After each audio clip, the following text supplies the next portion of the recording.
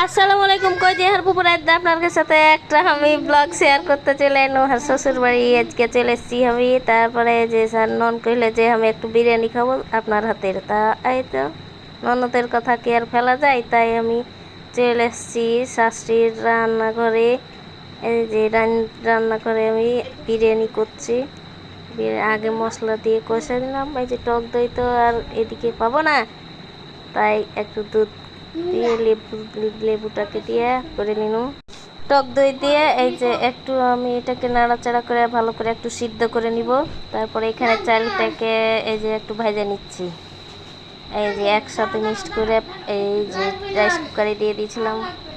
অনেক সুন্দর হয়েছিল, ঝরঝরে, দেখে ইয়ামি ইয়ামি লাগছে। আর এখানে দেখে নেন আমার ননদের হাতের এটা তরকারি, তরাই হারা কহি জাল মাছ দিয়ে।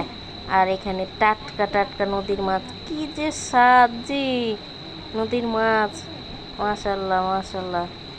আর তরকারিটা কেমন হয়েছে সবাই জানাবেন।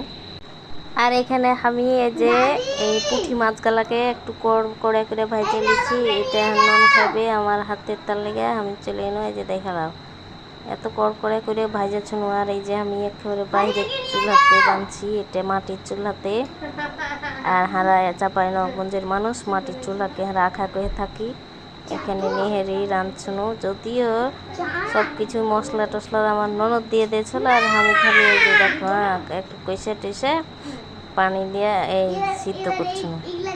দেখালাম আজকে আর কি কি আয়োজন ছিল, সবাই একটু কমেন্টে জানাবে কেমন হয়েছে।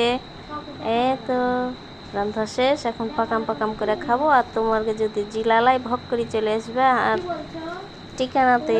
ভালো থাকো সবাই, আল্লাহ হাফেজ।